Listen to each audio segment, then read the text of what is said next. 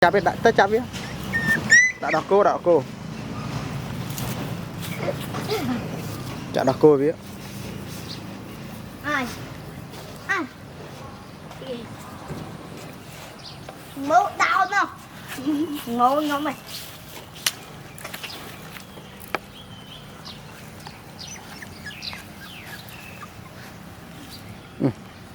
Đọc cô không chọn khôi chứ đấy. Phát ấy nó lên. Có bảo nhôi chi ngàn. Xin nhôi. Rồi một cái xì ạt. Xì ạt côn với à? Vì xâm át à?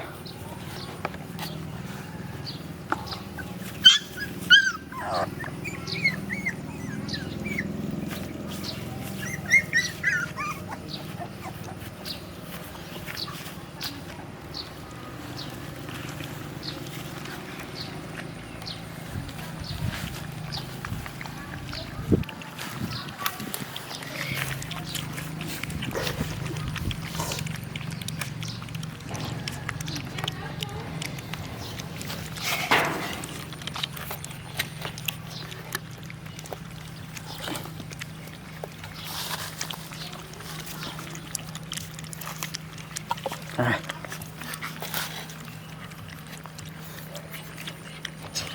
Ừ.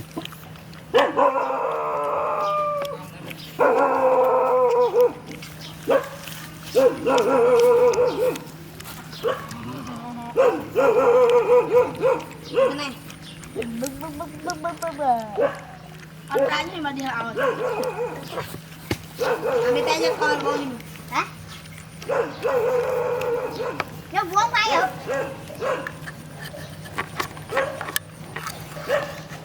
Và rồi ấy nhà một màu ạ.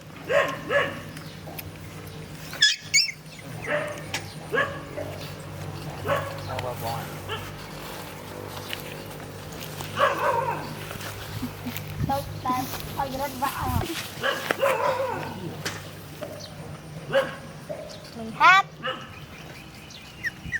Lấy không việc rồi.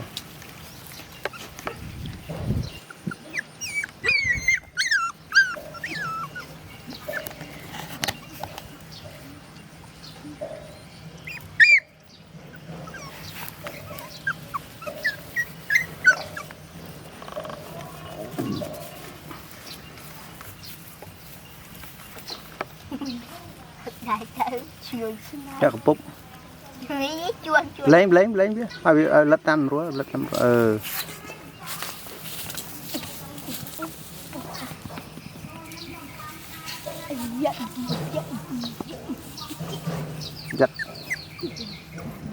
Giật cái khám mà sao chứ, đó chứ gọi côn chứ. Giật mê nó khám, men côn với bị khám giờ chứ, giờ mê cái chứ.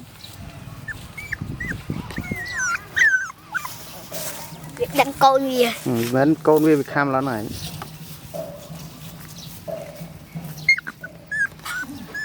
Giờ đọc côn ai mê nó. Mấy, tôi côn. Nè, đọc cô. Nè. Ham. Mát. Ôi. Chết con người ta. Gom.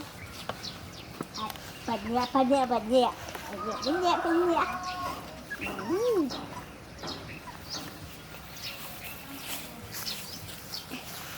Nhiều mê ấy. Rốt ta mẹ xóa.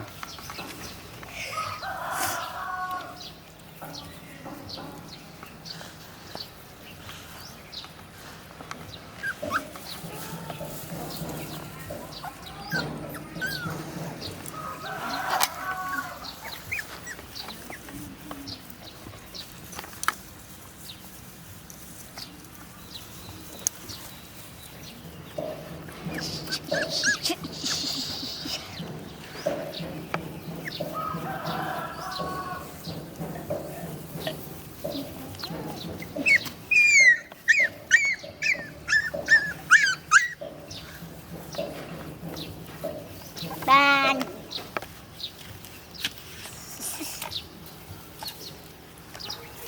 Nó quay rồi. Lên cái cục thơm thơm phải. Rồi lên đốt lên, thọt.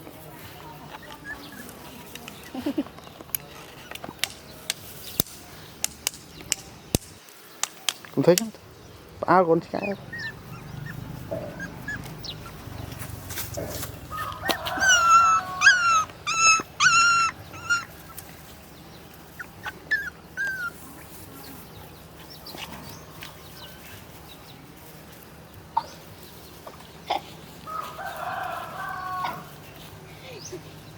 liên thể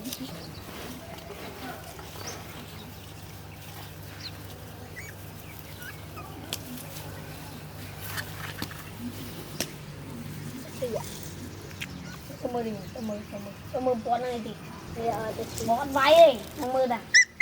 Chào bán, có thể bảo chào bán. Tao bán nó bán. Có tới chào bán.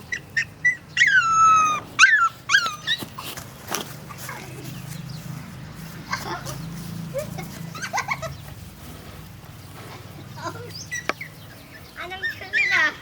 Đi lại. Đi lại. Đi lại. Em bảo anh mình. Đi lại. Đi lại. Lên đó. Lên đó để nó rút vào. Đi lại. Đưa ai một mới tại vậy thì anh đưa hai là tôi hề mới thì mặt trắng bây giờ để bạn pi bì bây giờ nào tôi mà nhầm tao chờ đi bây giờ bán đi nhỉ hả để bán bán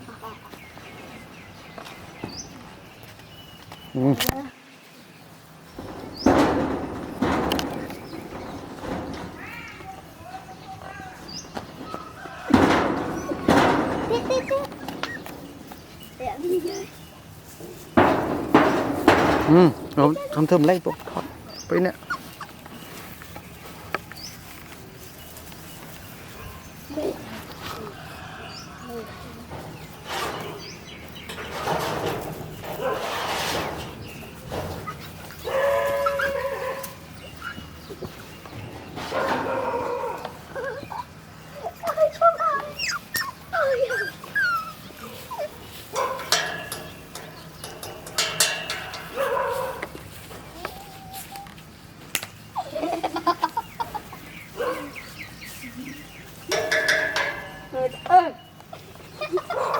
hay dùng bánh đỏ